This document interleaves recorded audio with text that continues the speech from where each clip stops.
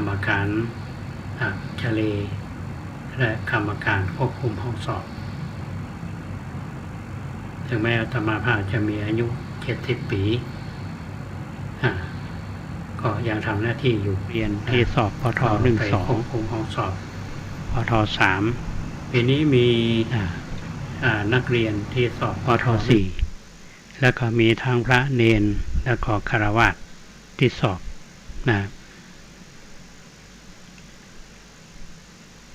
ปรากฏว่าพระเนนเอาที่เข้าสอบนั้นปีนี้มีการจัดห้องสอบก่อนเรียบดีนะครับแต่มีอันหนึ่งก็คือปกติทุกปีนี้เขาจะมีการ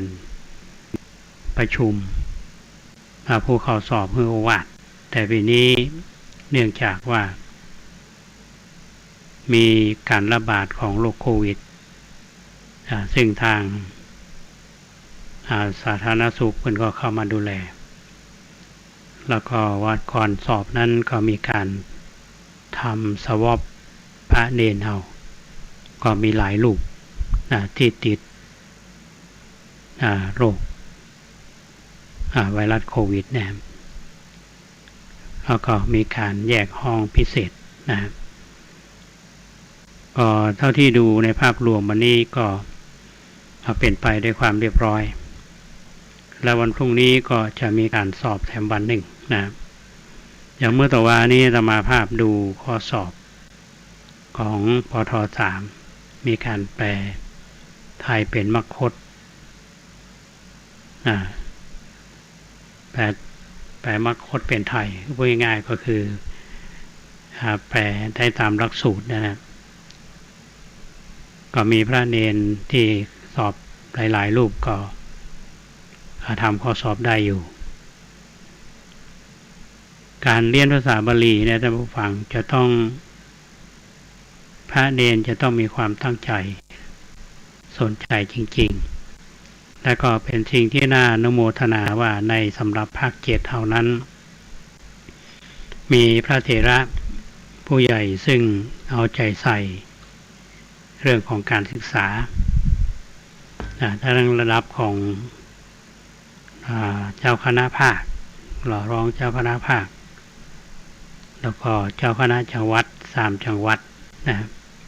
แล้วก็พระสังฆาธิการก็คือการสนับสนุนในเรื่องของการศึกษาภาษาบาลีมาดังนั้นวันนี้ก็อยากจะเล่าท่านทั้งหลายได้ฟังว่าทางคณะสงฆ์ภาค7ซึ่งมีพระพรหมมาเสนาบดีเจ้าคณะภาค7นะได้เป็นประธานที่ปรึกษาและก็ผู้ที่ดูแลรับผิดชอบท่านรองเจ้าคณะภาค7คือพระเดชพระคุณ ขออภัยพระเดชพระคุณท่านเจ้าคุณพระธรรมเสนาบดีเจ้าวาดวัดพระธาตุโดยสุเทพท่านก็ในฐานะที่เป็นประธานอำนวยการในการอบรมบาลีคอนสอบของคณะสงฆ์ภาค7เท่าเนี่ยตั้งแต่เริ่มแรกมาตั้งแต่ต้นมานะที่เข้ามาดูแลนั่นคือมูลนิธิบรมธาตุซึ่งพระเดชพระคุณได้เมตตา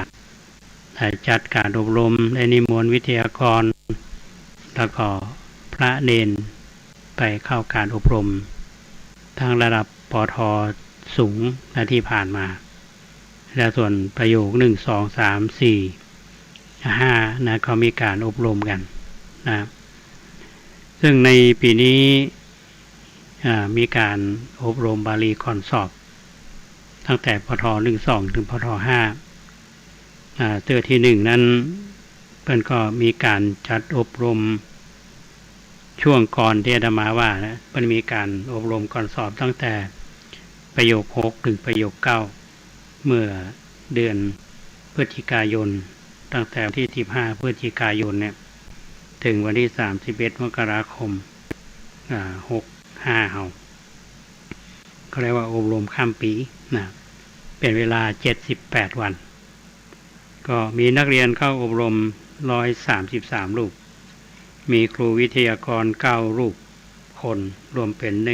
152รูปคนส่วนในการอบรม ครั้งนี้ก็ผ่านไปด้วยดีนะก็ได้แม่ความเมตตาธรรมจากพระมหาเถระทั้ง3จังหวัดคือเชียงใหม่ลำพูนแม่ฮ่องสอนเป็นเจ้าภาพญาติโยมก็เป็นเจ้าภาพถวายพระทหารเจ้าพระทหารเพลและก็น้ำปานะทีนี้ในช่วงที่2ประโยค1-2จนถึงประโยค5ตั้งแต่วันที่3เดือนกุมภาพันธ์ถึงวันที่22กุมภาพันธ์รวมเวลาทั้งหมด20วันก็มีนักเรียนเข้าอบรมถึงหมด233รูปก็มีประโยค1-2 130รูปปท3มา55รูปปท4 26รูปปท5 22รูปนะครับนอกจากนั้นก็ยังมีวิทยากรตลอดถึงครูบาอาจารย์รวมกันถึงทั้งหมด64รูปก็รวมเป็นทั้งหมดนี่297รูปคนทั้นการอบรมทั้งของคลังเนี่ยท่านผู้ฟังก็ได้รับความเมตตาจากพระสังฆาธิการถึง3จังหวัดเจรมาว่าคือเชียงใหม่ลำพูนแม่ฮ่องสอนแล้วก็คณะทาดังนั้นก็ได้สนับสนุนงบประมาณจากมูลนิธิบรมธาตุโดยสุเทพอันนี้เป็นสิ่งที่ทางคณะสงฆ์ได้จัดการศึกษาในการอบรมคือกับบรรดาพระภิกษุสงฆ์สามเณรและญาติโยมเฮาที่เห็นความสำคัญในเรื่องนี้ก็ไปรับเป็นเจ้าภาพอาตมาได้ฟังพระเดชพระคุณท่านเจ้าคุณพระราชรัชมุนีซึ่งเป็นผู้ที่ได้เสียสละและทุ่มเทเวลาคือกับภาษาบาลีโดยเฉพาะของคณะสงฆ์ภาค7เฮาเนี่ยท่านว่าถ้าหากว่ามาได้คณะสงฆ์อำเภอเมืองเพิ่นว่าทุกตำบลเนี่ยในอำเภอเมืองเชียงใหม่เฮาเนี่ยไปเป็นเจ้าภาพอันนี้ก็เป็นเรื่องที่เล่าทั้งหลายได้ฟังกันทีนี้ความเป็นมาเนี่ยท่านผู้ฟังว่างานสำคัญอย่างเอี้ยคณะสงฆ์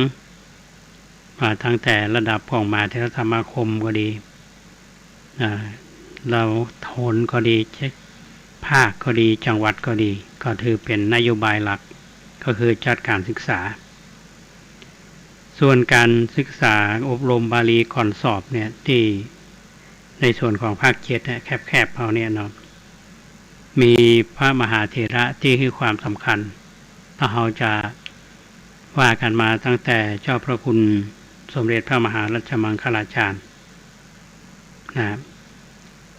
แล้วก็เป็นรูปที่1ที่เป็นผู้มีอุปการะ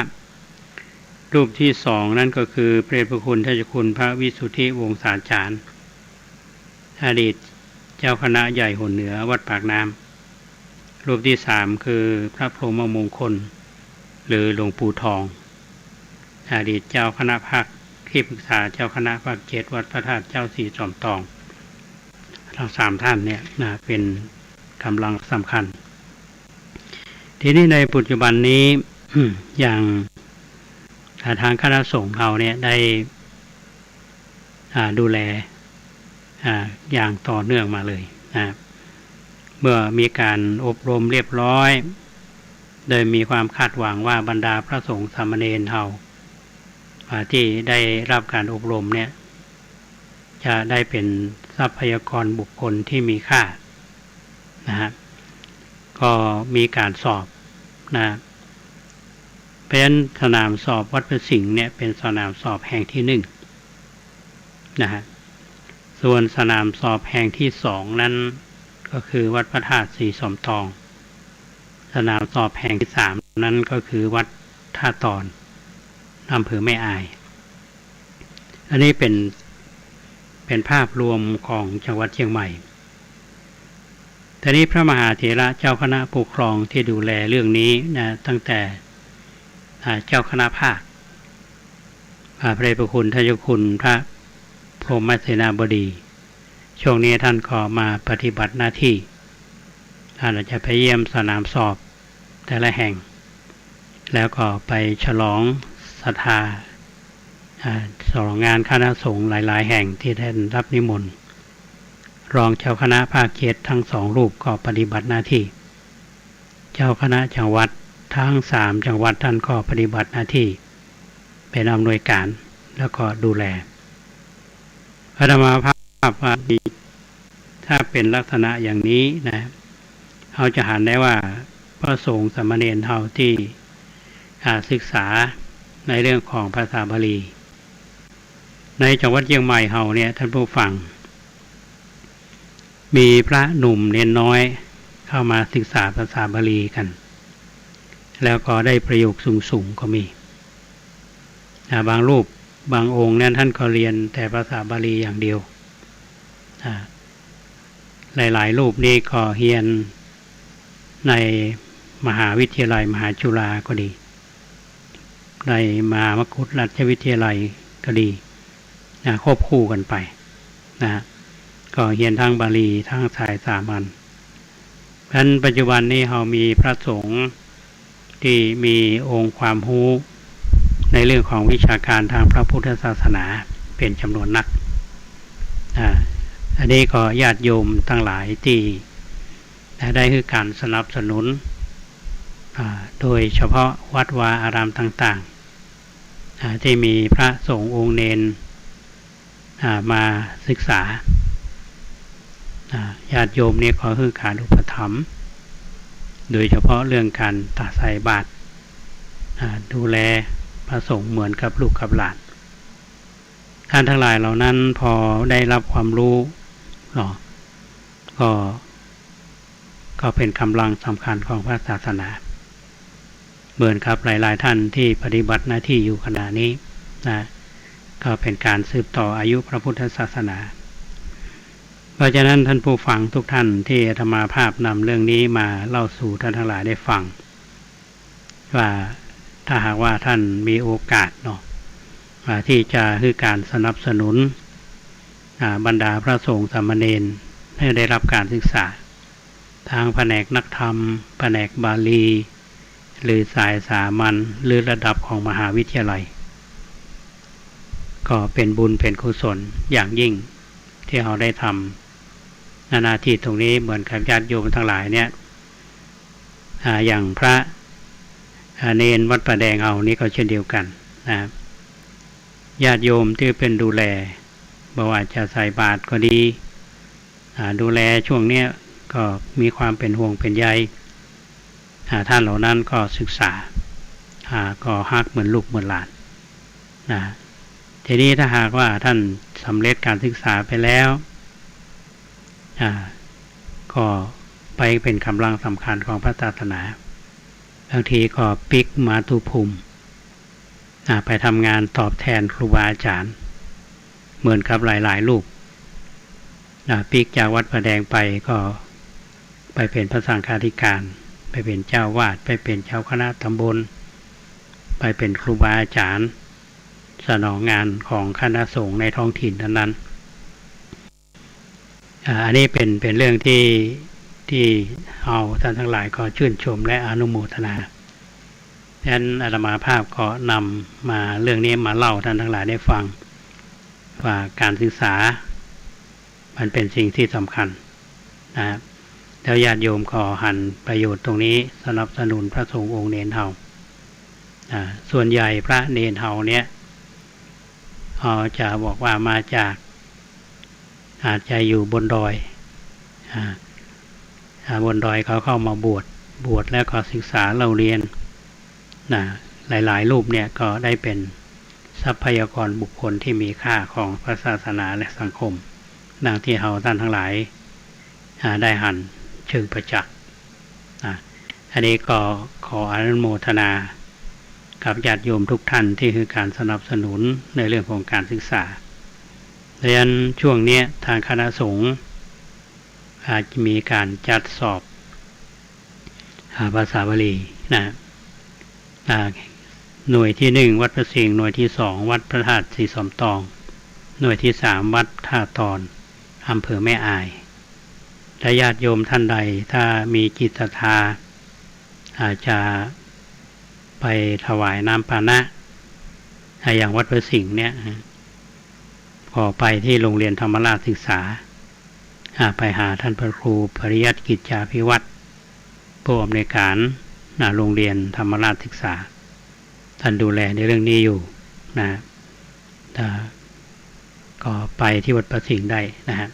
อันนี้ก็คงจะเล่าสู่กันฟังเพียงเท่านี้ก่อนทีนี้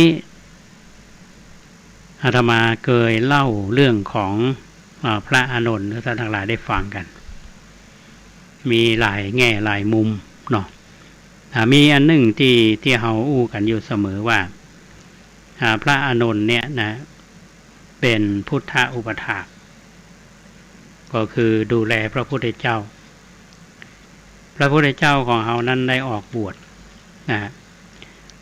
ออกบวชที่เฮาเรียนพุทธประวัติกันเนี่ยเฮาจะบอกว่ามีผู้ติดตามปีวันออกมหาวิเนศกรมก็คือนายชนะพอต่อมานี่นายชนะนี้ได้บวชเป็นพระปรากฏว่านายชนะเนี่ยหรือพระชนะเนี่ยก็ห้องว่าถ้าปัจจุบันในห้องว่าเป็นเด็กเส้นเนาะ เส้นใหญ่บ่ใครฟังกรรมไผบ่เชื่อไปสมัยพระพุทธเจ้ายังมีพระชนอายุอยู่ก็เอาลงมากันพระพุทธเจ้าท่านก็พยายามอบสั่งสอนเหมือนกันแต่ชนะก็บ่ได้ทราบซึ้งอย่างก็หมายความว่าพระพุทธเจ้าก็เอาอยู่เหมือนกันทีนี้พระอานนท์ในฐานะที่เป็นพุทธอุปถากก็หันเหตุการณ์ตลอดมาเนี่ยก็จึงได้พยายามที่จะหาข้อเสนอเพื่อที่จะอบรมชนะจะได้แต่หลังจากที่มีการสังคายนาคือปฐมสังคายนาที่อาตมาเคยเล่าให้ท่านทั้งหลายได้ฟังกันว่ามีท่านมหากัสสปะเป็นประธานแล้วก็มีท่านพระอานนท์พระอุบาลีนะเป็นผู้ที่จะวิสัชนาในที่ประชุมสงฆ์ก็เหตุการณ์นั้นก็ผ่านไปเรียบร้อยก็เป็นหน้าที่ของพระอานนท์นะพระอานนท์เคยกราบทูลพระพุทธเจ้าว่าจะปฏิบัติต่อพระชนะจะใดนะพระอานนท์ได้แจ้งกับบรรดาพระเถระทั้งหลาย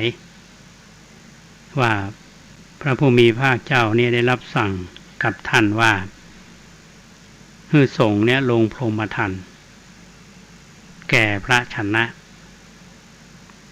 พระเถระทั้งหลายนี่ก็มอบให้ท่านไปลงพรหมทัณฑ์ตามรับสั่งพร้อมกับภิกษุ500 รูปท่านก็ได้โดยสารเรือไปจนถึงนครโกสัมพีที่พระชนะอาศัยอยู่เมื่อลงเรือไปแล้วนี่ก็ไปพักอาศัยอยู่ใต้ต้นไม้อยู่ใต้ต้นไม้เนาะใกล้อุทยานของพระเจ้าอุเทนซึ่งเป็นพระราชาของโกสัมพีในขณะนั้นพระเจ้าอุเทนกับมเหสีเนี่ยประทับในพระราชอุทยานมเหสีเนี่ยของพระเจ้าอุเทนพอทราบว่าท่านพระอานนท์มาเนี่ยก็มีความโสมนัสหมายความว่าดีอกดีใจทูลลาพระสวามีเนี่ยไปเยี่ยมท่านพระอานนท์ก็คือทูลลาพระเจ้าอุเทนแล้วก็เมื่อได้ฟังธรรมจากท่านนี่ก็มีจิตเลื่อมใสได้ถวายจีวร300 ผืนท่านพระอุเทนเนี่ยทรงทราบเรื่องนี้บ่พอว่าไทยคือบ่พอใจเนาะก็ทรงติเตียนว่าพระอานนท์เนี่ยจะไปตั้งร้านค้าจีวรก่อน เราไปขายร้านสังฆพันธ์เนี่ยก็สนานถ้าบ้านเฮาว่ากันแล้วท่านก็เสด็จไปหาพระอานนท์แล้วก็ตรัสถามพระอานนท์ว่าท่านจะเอาผ้าไปแย่อย่างปลำปะเหลือถ้าว่าภาษาบ้านเรานะจะเอาผ้าจีวรเนี่ยไปอย่างปลำปะเหลือพระอานนท์ก็ทูลว่าจะไปถวายแก่บรรดาพระสงฆ์ทั้งหลายผู้ที่มีจีวรเก่าแล้วเพิ่งก็ตาถามต่อไปว่าจะเอาจีวรเก่าเนี่ยไปแย่จะใดพระอานนท์ก็บอกว่าจะเอาไปทำเพดานเพดานจะเอาผ้าเนี่ยไปทำเพดานเก่าเนี่ยเอาไปทำเพดานแล้วเราจะทำอะไรอย่างต่อเอาไปทำผ้าปูฟูกพระอานนท์ว่าแล้วก็ถามต่อไปถามว่าจะเอาผ้าปูฟูกเก่าๆเนี่ยไปแย่อย่างต่อวันน่ะท่านก็บอกว่าไปทำผ้าปูพื้นทำผ้าปูพื้นเก่าๆแล้วจะไปแย่อย่างต่อเพิ่นก็บอกว่าเอาไปเช็ดเท้าง่ายก็คือว่าเอาไปเป็นผ้าเช็ดตีนเนาะเมื่อไปผ้าเช็ดตีนแล้วเก่าแล้วเนี่ยจะไปแย่อย่างต่อได้ก็เอาไปทำผ้าเช็ดธุลีเราไปทำผ้าเช็ดธุลีเก่าๆแล้วจะไปแย่อย่างต่อท่านก็บอกว่าเอาไปโขลกขยำกับขี้โคลนแล้วไปฉาบฝาอย่างวันเฮาหันเนี่ยเนาะท่านผู้ฟังลองคิดดูว่าพระเจ้าอุเทนเนี่ยได้ฟังพระอานนท์บอกแล้วท่านก็ทรงวินิจฉัยว่าขนาดนี้เลยค่ะผ้าจีวรผืนหนึ่งเนี่ยนะใจประโยชน์มากถึงขนาดนี้มีประโยชน์ถึงขนาดนี้ค่ะนะพระเจ้าอุเทนก็เกิดความเลื่อมใสว่าสากยบุตรทั้งหลายเนี่ยรู้จักประหยัดในการใช้ผ้าดีมากพระองค์จึงได้ถวายจีวรแถม500 ผืนแล้วก็ทรงลาท่านพระอานนท์แล้วก็ปิกเมื่อเอกราชเกิดขึ้นนะท่านผู้ฟังพระอานนท์เพิ่นก็นำไปแจกถวายแก่พระเถระตนอื่นๆเช่นว่าเอาไปถวายแก่พระสารีบุตรเนาะเอาไปถวายแก่สัตถิวิหาริกของท่านคือสัตถิวิหาริกของท่านพระอานนท์เนาะผู้ถึงที่มีอุปการะแก่ท่านมีเรื่องเล่าไว้ว่าท่านมีสัตถิวิหาริกเนี่ยประมาณ500มี500 ตนในจำนวนนั้นมีภิกษุหนุ่มรูปหนึ่งได้อุปถากท่านโดยดีเช่นว่ากวาดบริเวณถวายผ้าถวายปานิยะนี้ก็คือถวายน้ำปานะที่ว่านะถวายอาหารถวายไม้สีฟันและก็น้ำล้างหน้าปัดกวาดวัดจักกุดีวัดจักกุดีนี่เป็นภาษาพระท่านผู้ฟังถ้าเมืองห้องสมัยก่อนเขาห้องว่าวิทย์แล้วเพื่อนก็ภาษาพระมาว่าใช้ว่าเวทจักกุดีปัจจุบันนี้ก็คือห้องส้วมหรือห้องน้ำที่เขาใช้กันเนี่ยนอกจากนั้นก็มีเฮือนไฟเสนาสนะทั้งหลายเนี่ยนวดเท้านวดมือนวดหลังเป็นต้นท่านก็หาว่าภิกษุหนุ่มมีอุปการะแก่ท่านมากในครั้งนั้นพระเจ้าประเสนาธิโกศลทรงถวายผ้าจีวร500 ผืนให้ท่านก็นำผ้าทั้ง500 ผืนเนี่ยไปให้แก่ภิกษุหนุ่มรูปนี้แล้วท่านก็นำจีวรเหล่านั้นไปแจกแก่ภิกษุทั้งหลายที่บวชร่วมอุปชาภิกษุทั้งหลายนี่ทราบเรื่องจึงกล่าวหาว่าของนะหันแก่หน้า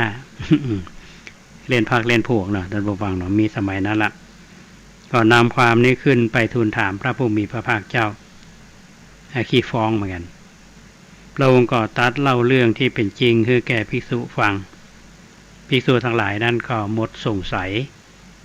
ในพระอานนท์ในวงการทุกเจ้าก็มีตั้งแต่สมัยนั้นแล้วท่านผู้ฟัง แล้วก็ได้รับการชี้แจงเข้าใจก็มีปัญหา พระเจ้าอุเทนเมื่อปิกไปแล้วเนี่ยพระอานนท์ก็เข้าไปที่โคสิตารามไกลกับนครโคสัมพีแล้วก็นั่งบนอาสนะที่เขาปูลาดไว้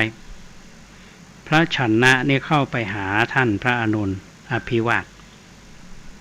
นั่งณที่ส่วนข้างหนึ่งพระอานนท์ก็ได้กล่าวกับพระฉันนะว่าท่าน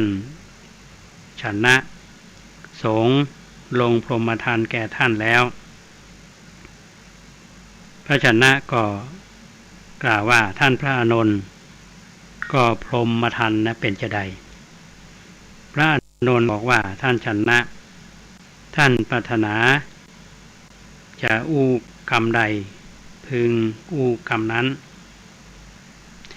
ภิกษุทั้งหลายเนี่ยบ่พึงว่ากล่าวบ่พึงตักเตือนบ่พึงพร่ำสอนท่าน ขออภัยหมายความว่าจะใดท่านบอกปล่อย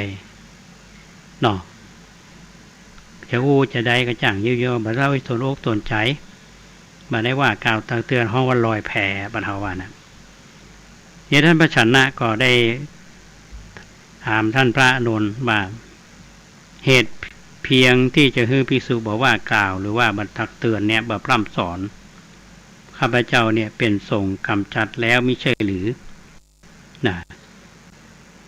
ท่านพระชนะแล้วท่านพระชนะนี้ก็เดินล้มแล้วก็สลบต่อหน้าต่อตานั่นนะฮะต่อมาท่านพระชนะนี่ก็รู้สึกอึดอัดเนาะละอารังเกียจอยู่ด้วยพรหมทานจึงหลีกออกจากไปอยู่คนเดียวแล้วก็บ่ประมาทมีความเพียรมีตนส่งไปอยู่บ่นานเท่าใดก็ได้ทำให้แจ้งซึ่งคุณนะพิเศษอันยอดเยี่ยมเป็นที่สุดแห่งพรหมจรรย์ที่กุลบุตรทั้งหลายออกจากเฮือนบวชโดยชอบต้องประสงค์ด้วยปัญญาอันยิ่งด้วยตนเอง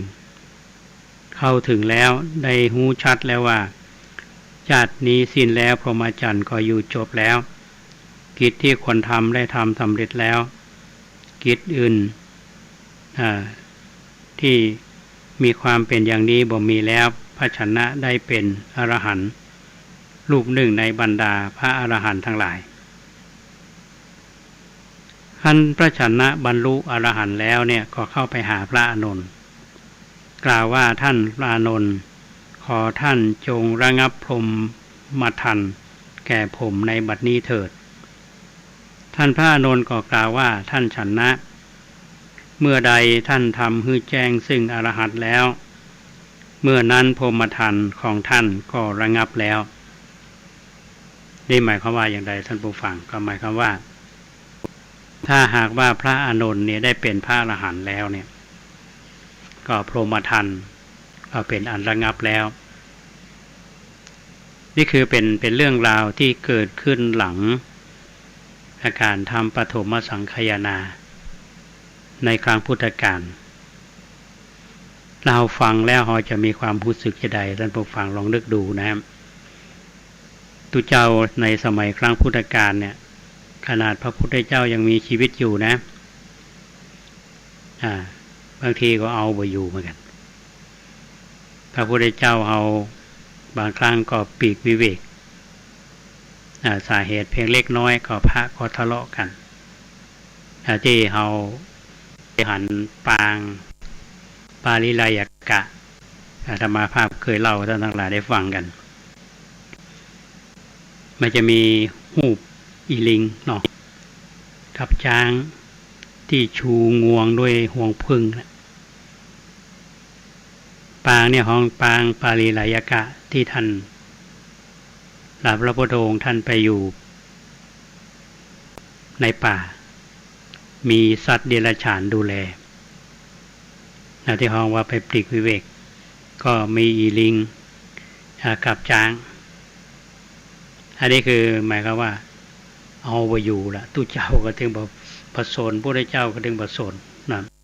ก็เลยปลีกวิเวกเข้าไปอยู่นั่นมีในสมัยครั้งพุทธกาล อย่างปัจจุบันนี้เหมือนกันท่านผู้ฟังว่ายุคข้อมูลข่าวสารเนี่ยช่วงนี้ทุกเจ้าเอาโดนหนักนะฮะก็เป็นข่าวกันตลอดแล้วเราจะมาดูกันนะบางทีญาติโยมที่เป็นผู้ที่มีศรัทธาบางทีก็มีศรัทธาอ่อนไหวนะในวินัยที่พระพุทธเจ้าได้สอนไว้ในพระสูตรบางเรื่องนะท่านผู้ฟังว่ามันเปรียบเหมือนคนที่อยู่ในศาสนาเฮาเนี่ยเป็นเปรียบอย่างไรทุกเจ้าเที่ยวเข้ามาบวชเหมือนทะเลพันว่าของเน่าๆอย่างหมาเน่านี่จะอยู่ในทะเลมาได้ก็ต้องซัดน้ำจะต้องซัดขึ้นฝั่งเพราะฉะนั้นของที่มันเน่าที่อยู่ในทะเลเนี่ยมันจะอยู่มาได้เหมือนมันจะต้องถูกน้ำทะเลเนี่ยซัดขึ้นฝั่งเหมือนกับคนที่บดีเนี่ยผลสุดท้ายมันก็จะต้องออกไปมีอันเป็นไปนี่เป็นหลักของธรรมชาติแต่ว่าถ้าปัจจุบันนี้ถ้าเราต้องมั่นคงเนาะจิตใจจะไปหวั่นไหวพิเคราะห์ถึงเหตุถึงผลถึงสาเหตุบางทีเอาไปเหมาบางทีคนก็มาอาศัยศาสนาหากินก็มีนี่ก็มีอยู่นะถ้าเรามองกันเรื่องนี้ท่านผู้ฟังว่าคือจริงๆแล้วนี่ก็คือขาดการอบรมขาดการอบรมใจหลักของพระธรรมวินัยนี่เองก็ทำให้หลงลืมไปเผลอสติไปลืมคิงบรรเทาห้องลืมคิงไปอันนี้มีอยู่มากมายดังนั้นที่นำเรื่องนี้มาเล่าท่านทั้งหลายได้ฟังนะครับยกตัวอย่างท่านพระชนะเนี่ยออกมหาวิเนศกรมกับพุทธเจ้าตั้งแต่สมัยเป็นเจ้าชายสิทธัตถะถึงแม้มาบวชแล้วเนี่ยมีพระเถระผู้ใหญ่อย่างท่านพระสารีบุตรก็ดีพระโมคคัลลาก็ดีองค์อื่นๆเนี่ยท่านจะอบรมสั่งสอนท่านก็บอกฟังหลังที่พระพุทธองค์ปรินิพพานแล้วเนี่ยก่อนหน้านั้นพระอานนท์ได้ทูลถามพระพุทธเจ้าว่าปัญหาของท่านชนะนี่จะเยี่ยจะใดพระองค์ท่านก็บอกว่าขอฮือส่งลงพรหมทันนะแล้วท่านก็จะมีโอกาสได้เป็นพระอรหันต์อันนี้ก็ใช้เวลาอยู่นะใช้เวลาหมื่นพอสมควรนะอันนี้ก็เล่าท่านทั้งหลายได้ฟังว่าเรื่องของพระเอาก็ใช้วิจารณญาณและใจความอดทนเนาะวันนี้ธรรมาภาพในเบื้องต้นนั้นได้เล่าถึงเรื่องของการไปปฏิบัติหน้าที่เป็นกรรมการควบคุมห้องสอบที่วัดพระสิงห์ก็ขาดรายการไปทวาและก็เลยเล่าเรื่องการจัดการศึกษาเรื่องภาษาบาลีแล้วก็พระสังฆาธิการที่ดูแลการจัดสอบและก็ก่อนจากนั้นก็มีการอบรมก็มีทางพระเถระในระดับปกครองและญาติโยมได้ให้ความช่วยเหลือและสนับสนุนบรรดาพระสงฆ์สามเณรเฮาที่ได้รับการศึกษาก็มีกระบวนการในการวัดผลเพราะฉะนั้นช่วงนี้มีการสอบบาลีปท1 2 3 4 5ทั่วพระราชอาณาจักรที่เชียงใหม่เฮาอย่างที่อาตมาภาพได้เล่าท่านทั้งหลายได้ฟังกันนะท่านใดที่มีจิตศรัทธาจะนำน้ำปานะไปถวายเนาะในสนามสอบ3 แห่งเนี่ยท่านอยู่ในเมืองนี่ก็ถวายถึงที่วัดพระธาตุเจ้าศรีตมตองก็ไปที่วัดไกลๆเนาะที่ไม่อายก็วัดท่าตอนก็ต้องขอบคุณและอนุโมทนากับท่านทั้งหลายที่มีเจตนาศรัทธาที่ได้คือการสนับสนุนเรื่องการศึกษาของพระสงฆ์สามเณรเฮา ส่วนวันพรุ่งนี้อาตมาภาพก็ต้องไปปฏิบัติศาสนกิจงานเรื่องนี้เป็นงานคณะสงฆ์สำคัญต้องคือความสำคัญก็เรื่องของการศึกษาพรุ่งนี้ปท13เนี่ยประโยค13เนี่ยก็จะสอบแถม2วิชาญาติโยมหลายท่านอาจจะสงสัยว่าเปิดสอบวิชาอย่างพ่อวิชาอย่างเมื่อตะวานี้สอบวิชาแปลเนาะแปลโดยพยัญชนะแปลโดยพยัญชนะและแปลโดยอัตหมายความว่าในหลักสูตรเนี่ยเป็นจะมีอยู่นี่ก็ต้องแปลได้นะครับก็วันนี้ก็มีการสอบวิชาสัมพันธ์ไทยในประโยคหนึ่งเพื่อนก็มีวิชาสัมพันธ์ในรูปแบบของเรื่องของไวยากรณ์นั่นแหละแต่วันพรุ่งนี้มี2วิชาก็คือบุรพภาคกับวิชาไวยากรณ์บุรพภาคนี่ก็คือว่าง่ายก็คือจดหมายราชการนะแต่ถ้าหลายท่านที่มีทำงานในส่วนของงานธุรการนะเรื่องของการทำจดหมายส่วนใหญ่นี่จะเป็นจดหมายของทางราชการเพื่อนก็จะพิมพ์มาเนี่ยเต็มติดกันเป็นทับแล้วก็ท่านก็ต้องไปแยกเอาเองว่ารูปแบบมันจะเป็นอย่างไรคำผิดเขาก็ต้องแก้ให้ถูกสำหรับท่านที่ทำงานธุรการเป็นอยู่แล้วก็สบายแต่ถ้าว่าเน้นน้อยๆนี่บ่มีความรู้ด้านนี้บ่มีประสบการณ์ก็จะลำบากอยู่แต่ว่าก็ต้องลองศึกษามีตัวอย่างเยอะแยะเนาะและตรงวิชามันคือไวยากรณ์เหมือนเข้าเรียนภาษาอังกฤษท่านผู้ฟังแกรมมาเราต้องเรียนโครงสร้างของภาษาบาลีเหมือนกันอันนี้ก็ต้องเป็นกระบวนการในการที่จะเรียนรู้แล้วก็ สอบและวัดผลนะครับก็ต้องขออนุโมทนากับญาติโยมที่ติดตามรายการของเราในวันนี้ก็มีหลายท่านที่เข้ามาที่ใกล้กันที่สุดนี่คือเนนน้อยสั่งเรือท่านบอกว่ากราบสาธุชัดเจนทุกอย่างขอบคุณนะฮะและคนสมานอุดมเนาะเพิ่นบอกว่าฟังอยู่เนอะ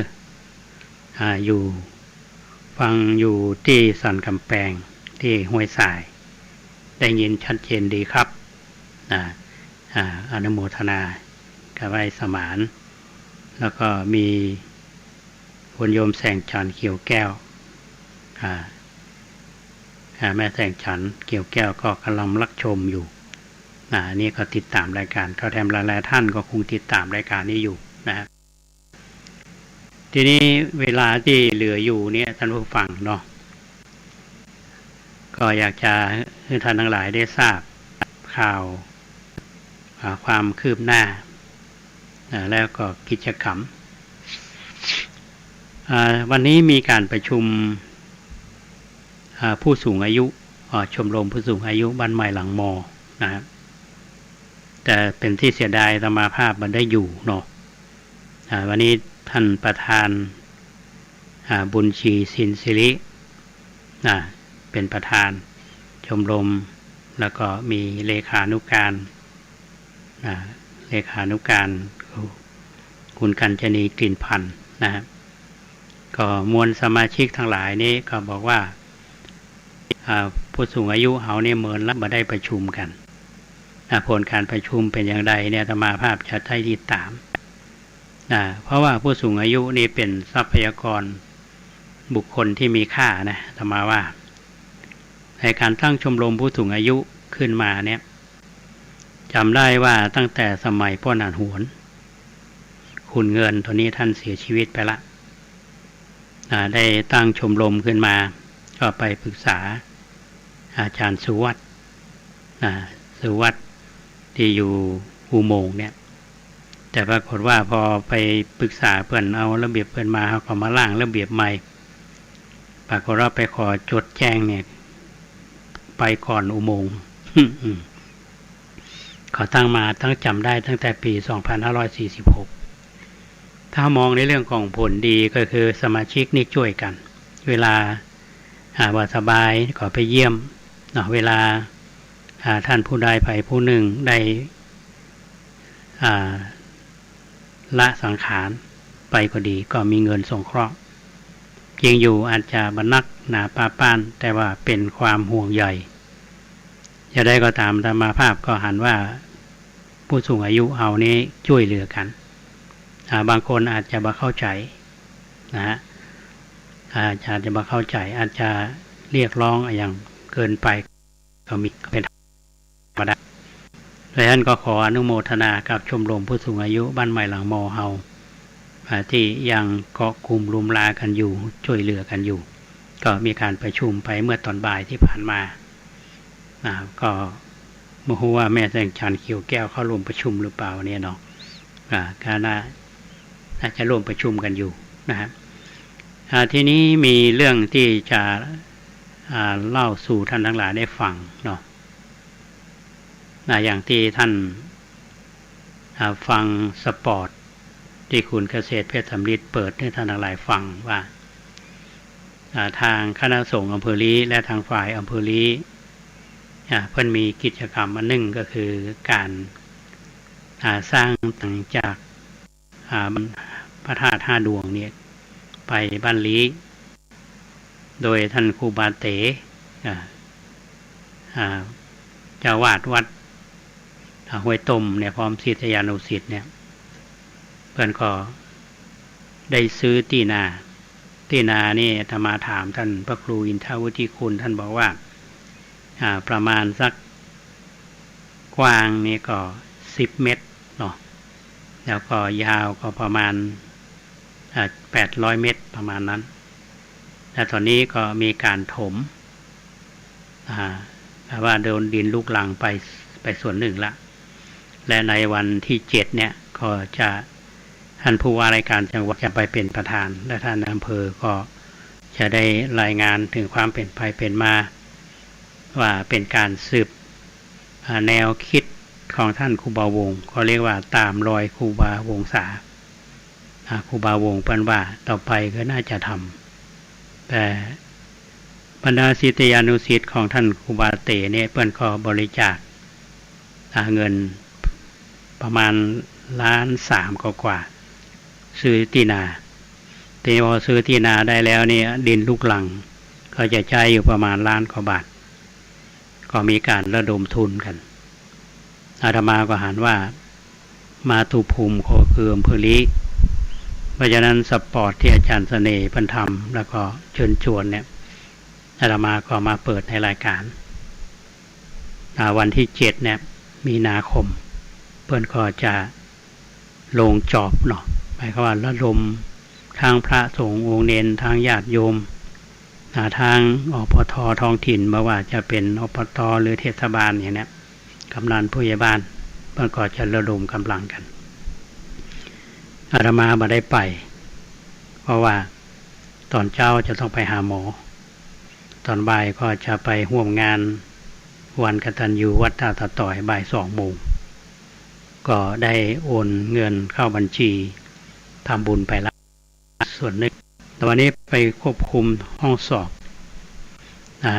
ก็ไปเจอกับท่านพระครูปีชานิพากรเจ้าคณะตำบลฟ้าห้ามวัดฟ้าห้ามอดีตเพื่อนเคยอยู่อำเภอลี้ก็เลยบอกว่าทางคณะสงฆ์เพื่อนจะทำกิจกรรมนี้ท่านก็ร่วมทำบุญมา 1,000 บาทก็ใครก็ว่าไปเป็นซื้อดินลูกลังถมเป็นถนนก็ต้องขอบคุณท่านพระครูปีชานิพากรหรือที่เขาจากตุปีน้อยตุปีน้อยอยู่วัดฟ้าห้ามต้องขอบมันนี้สำหรับญาติโยมทั้งหลายที่จะร่วมทำบุญคณะสามารถที่จะโอนเข้าบัญชี ธนาคารกสิกรไทยสาขาลี้เนาะเลขที่118381032แล้วก็ขีด1นะ118-3-80132และขีด1นะก็บัญชีนี้เปิ้นก็เป็นบัญชีเฉพาะกิจนะก็สามารถที่จะร่วมทำบุญได้อันนี้ก็ย้ำเพื่อญาติโยมทั้งหลายที่จะได้ร่วมทำบุญสร้างถนน สร้างถนนต่อไปเนี่ยก็จะมีถนนใจนะก็จะอยู่กับอำเภอเฮาไปตลอดและคนจะจิตใจสัญจรมาทั้งหมู่เฮาก็ที่มันก็หวังกันว่าถ้าทำตรงนี้ก็จะเป็นที่เดินทางสะดวกและก็บริเวณนั้นเป็นแหล่งโบราณสถานและคนก็จะไปเน้นเรื่องของการท่องเที่ยวก็ยังดีอยู่อันนี้ธรรมาภาพก็ประชาสัมพันธ์คือเนาะแล้วก็ต้องขออนุโมทนากับญาติโยมที่ร่วมบุญกันกับวัดประแดงเฮาโดยดีเสมอมาตั้งแต่บูรณะบันไดนาคแล้วก็ทำกำแพงแก้วตอนนี้ก็ครบ74ช่องละแล้วก็งานก็เกือบจะเรียบร้อยแบบ 100% ละแต่ยังบางอย่างก็ต้องนิดๆหน่อยๆนะฮะก็เรียกว่าส่วนใหญ่เนี่ยก็เรียบร้อยละแต่ที่ทางลุ่มท่านที่เคยมาเนี่ยนะตอนนี้ก็ดังที่ท่านทั้งหลายได้รับทราบจากอาตมานะก็ได้มีการสร้างกำแพงบนวัดท่านที่เคยมาทำบุญนึกภาพออกนะว่าหน้าวิหารวัดประแดงเฮาเนี่ยเอาพอไปมันจะมีคล้ายๆมันเป็นหัวเนาะมันเป็นหัวตอนนี้เราทำเป็นกำแพงก็ช่วงหน้ากำแพงหน้าวิหารจะมีอยู่14ช่องแล้วต่อจากนั้นมาจนถึงมุมบนก็จะเป็น35ช่องก็ต้องอนุโมทนากับญาติโยมหลายๆท่านที่เพิ่นร่วมทำบุญมาช่องละ 7,500 บาทเนาะ 7,500 บาทก็ยังบ่ครบเนาะอันนี้ก็กำลังดำเนินการอยู่ส่วนปรับปรุงบันไดนี้เรียบร้อยละนะครับว่าเป็นบันไดเสริมมา40ขั้นอันนี้โคละอันบันไดนาคกับโคละอันอันนี้บันไดน้อยที่อยู่ส่วนกลางที่เข้าขึ้นหอระฆังก็ยังค้างอยู่ก็คือจะต้องติดฮาวสเตนเลสก็ยาวประมาณ26เมตรนี่ก็เพิ่งช่วงระยะหลังๆก็ช่วงได้ทำต่อไปขึ้นบันไดนี้สบายนะฮะแล้วก็รอบๆวิหารนี้จะทำคอนกรีตพิมพ์ลายก็เท่าที่ได้รับการประสานงานจากช่างเพื่อนเขาบอกว่าประมาณวันที่5มีนาเนี่ยทางบริษัทที่เพื่อนรับจ้างเนี่ยเพื่อนจะเข้ามาทำก็จะใช้เวลาประมาณอาทิตย์น่าจะเสร็จนะต่อไปนี้รอบๆวิหารเราก็จะเป็นคอนกรีตพิมพ์ลายเหมือนหน้าองค์พระอันนี้ทุกอย่างนี่จะทำก่อนเดือนเมษาก่อนปีใหม่นะครับอันนี้ก็ต้องขออนุโมทนากับญาติโยมทั้งหลายที่ได้ให้หอมกันมาหรือท่านใดที่ฟังรายการแล้วอยากจะร่วมบุญกันก็ขอเชิญเนาะท่านก็สามารถที่จะโทรศัพท์มาสอบถามอาตมาได้นะที่หมายเลข0818815690 0818815690เบอร์เดิมแหละนะฮะทีนี้หลังจากที่เราทำกำแพงที่ลุ่มเนี่ยนะฮะที่อาตมาเคยบอกท่านทั้งหลายว่าเรามีนโยบายที่จะสร้างพื้นที่ของเราเนี่ยเป็นพื้นที่สีเขียวก็จะปลูกต้นไม้ดอกไม้ประดับทีนี้ก็มองหันว่าต้นทองอุไรเนี่ยมีส่วนหนึ่งของวัดเราแล้วก็เชิญชวนญาติโยมร่วมการปลูกเป็นเจ้าภาพด้วยกัน ครั้งที่แล้วเนี่ยนะก็มีญาติโยมช่วยกันมาหลายๆรายก็ได้ปลูกเมื่อวันมีนาคมวันที่26กุมภาเนาะ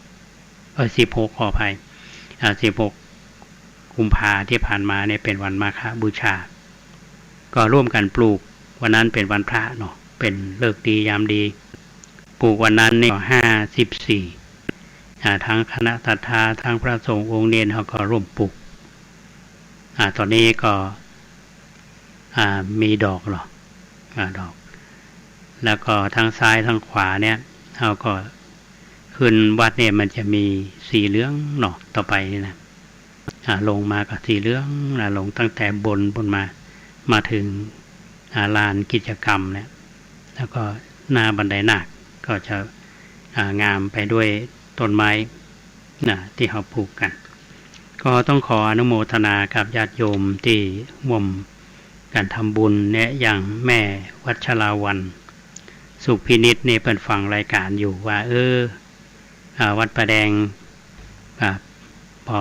ขอร่วมบุญกับวัดประแดงเป็นเจ้าภาพโคมหัวเสากับหัวเสาทั้ง74เนี่ยจะมีโคมอยู่เป็นจุดๆไปแม่เพิ่นก็ฮับ1 จุด500 บาทแล้วลูกสาว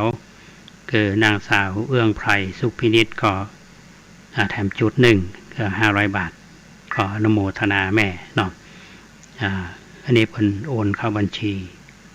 แล้วคนแม่สุวิมลนุชนิยมหมู่บ้านแสนสลาดเนาะถ้าจำบ่ผิดเนาะเพิ่นทำบุญวันเกิดอายุ70 ปีเท่าอาตมานะครับแม่เพิ่นก็โอนเงินเข้ามาบอกว่าถวายอาตมา500วันแหม500นี่ก็ร่วมจัดภูมิทัศน์อาตมาก็เลยว่าเอาหอมกันเป็น 1,000 บาทในนามของแม่นั่นแหละก็ร่วมปรับภูมิทัศน์อันนี้แม่เพิ่นเคยมาแต่ว่าก็ร่วมทำบุญเฮาอยู่ประจำเพิ่นก็โอนเข้าบัญชีธนาคารขออนุโมทนาแม่แล้วมีคุณโยมมารุตทิพรสและคณะญาติธรรมวันก่อนนี้เพิ่นมากัน2 คน